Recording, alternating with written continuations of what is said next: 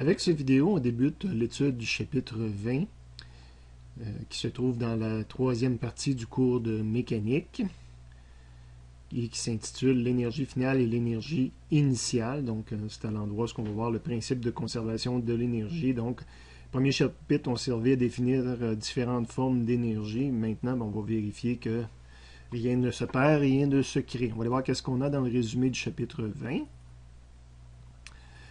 On commence par des définitions, rappeler quelles sont toutes les formes de l'énergie potentielle. Donc le U, entre guillemets, total, c'est toutes les formes d'énergie potentielle qu'on peut avoir. On a vu la gravitationnelle, la ressort. Puis il en existe d'autres formes aussi. Définition de l'énergie mécanique, soit E simplement ou E mécanique. Ben, c'est l'énergie cinétique plus toutes les formes d'énergie potentielle. On peut évidemment les développer. Définition de l'énergie totale, qui tient compte de toutes les formes d'énergie, incluant celles qui ne sont pas mécaniques, c'est-à-dire thermiques, sonores, etc. Ben, c'est à la fois la somme des énergies mécaniques, dépendant si on l'appelle E ou E mécanique, donc les deux formes d'énergie qu'on avait là, plus toutes les autres formes d'énergie qu'on regroupe sous le terme énergie non conservative. NC pour non conservative, donc c'est là qu'on retrouve thermique, sonore, et d'autres formes d'énergie. Bon, le chapitre est basé principalement sur deux grandes formules, donc principe de conservation de l'énergie, la forme la plus générale, la forme finale, initiale ici, qui est que l'énergie finale que possède un système, c'est l'énergie qu'il avait initialement, plus le travail qui a été effectué sur lui par des forces ou des énergies non conservatives. On peut également écrire exactement le même principe dans sa forme delta, c'est-à-dire que la variation d'énergie d'un système est égale au travail fait par les forces non conservatives. Évidemment, on peut ensuite développer des choses qu'on avait déjà fait avant. Donc le E final, ben, on va, dans le cadre du cours, étudier tout simplement le cinétique, UG final, UR final, mais il y a d'autres formes, d'autres U que je devrais ajouter. Le initial, ben, ça va être l'énergie cinétique initiale, gravitationnelle initiale, potentiel d'un ressort initial, et on rajoute à ça le travail qui a été effectué, et on peut les développer à l'aide des formules qu'on a vues dans les chapitres précédents. Donc c'est pour ça que je ne mets pas en jaune ces deux lignes-là, parce que dans le fond, c'est des choses qui proviennent des chapitres précédents. Mais les problèmes débutent souvent là, par ces trois lignes-là, soit en forme initiale, soit en forme delta.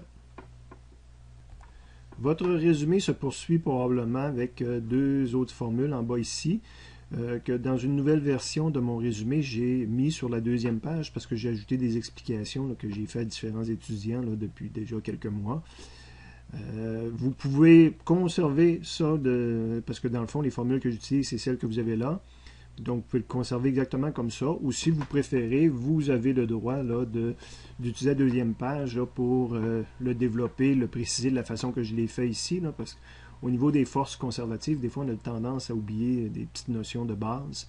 Donc, je les ai faites apparaître dans mon résumé. J'ai appelé ça propriété du travail effectué par une force conservative. Bon, une première observation, c'est qu'est-ce qu'une force conservative? Ben, c'est une force à laquelle on peut associer une énergie potentielle. Donc, on a la force gravitationnelle, puis on avait l'énergie potentielle gravitationnelle. On a la force d'un ressort, puis on a l'énergie potentielle gravitationnelle d'un ressort. Il en existerait d'autres forces que je pourrais faire cette association-là. Et lorsqu'on peut faire cette association-là, il y a une relation qui existe entre le travail fait par une force conservative et la variation d'énergie potentielle associée. Donc, le travail, là, le petit c vient pour conservative, si on veut. On peut souligner petit c ici. Donc, le travail fait par une force conservative est toujours égal à la variation d'énergie potentielle gravitationnelle. Évidemment, si on a fait du travail, on a fait varier l'énergie. Et il y a un signe moins qu'on avait déjà vu là, quand on avait vu le travail fait par G puis le travail fait par ressort. On faisait toujours apparaître le petit moins. Là. On peut développer ces formules-là puis s'apercevoir qu'apparaît un moins toujours en avant. On peut également trouver une relation entre la force conservative, sa composante selon X, et l'énergie potentielle gravitationnelle. Dans ce cas-là, il s'agit de dériver l'énergie potentielle gravitationnelle par rapport à X. Il y a encore le signe moins en avant. De mémoire, il me semble que je ne l'utilise pas pour aucun problème. C'est pour ça qu'elle n'est pas en jaune présentement. Bon, ce travail-là fait par une force conservative possède encore d'autres propriétés. Je les ai listées ici. C'est rare que dans le résumé, j'écris des phrases au long, mais là, je l'ai fait. J'avais rien que ça dans le résumé avant, mais c'était pas toujours assez expressif pour les étudiants. Donc, le travail effectué par une force conservative sur une particule qui se déplace d'un point initial A à un point initial B. Donc, je travaille sur une particule, je la fais déplacer d'un point A à B, puis c'est une force conservative qui effectue ce travail-là. Bien, ce travail ne dépend que de la position finale et initiale de ces points, et non de la trajectoire suivie par la particule pour se rendre de A à B. Ce que j'essaie d'écrire ici sous forme mathématique, donc le travail fait par une force conservative pour aller d'un point A à un point B, en passant par un point D entre les deux, est égal au même travail fait par la particule qui est partie du même point A, qui s'en va au point B, mais qui a passé par le point E. Donc, ces deux travail où ce que la fin et le début, on est au même endroit, mais on a passé par des chemins différents, bien, ce travail-là est égal si on est dans le domaine des forces conservatives. Donc, des forces qu'on parle en haut ici. Deuxième propriété, c'est que si on fait une boucle fermée, si on revient à notre point de départ initial, exemple, le travail fait par une force conservative en partant du point A, en se déplaçant jusqu'au point B, mais en revenant au point A. N'importe quelle trajectoire que j'aurais pris, que je reviens au même point, le travail fait par la force conservative va être égal à 0 joule. Deuxième propriété. Troisième propriété, la notion de aller-retour, ce qu'on voyait déjà un peu apparaître ici. Le travail effectué sur la trajectoire retour est égal en valeur absolue au travail effectué sur la trajectoire aller, mais de signe opposé. C'est ce qui fait qu'on arrive à 0 en bout de ligne. C'est-à-dire que le travail que je fais pour le retour serait passer de B à A. Bien, ça va être le même travail que j'ai eu pour passer de A à B, mais il y a un signe moins entre les deux. Donc, ce qui fait que quand on les additionne, c'est là qu'on arrive à notre 0 joule. Et finalement, le travail effectué par les forces conservatives est comptabilisé en tenant compte des énergies potentielles. Hein. C'est l'association qu'on a en haut. Donc, le travail qui est fait par des forces conservatives, ben, il apparaît sous forme d'énergie, en termes d'énergie potentielle gravitationnelle. Les autres forces qui ne sont pas conservatives, comme la force de frottement, ou les forces quelconques de poussée ou de traction, force d'une corde, force d'un Albert qui pousse un objet, sont dites non conservatives. On comptabilise leur effet en évaluant le travail non conservatif qu'elles effectuent.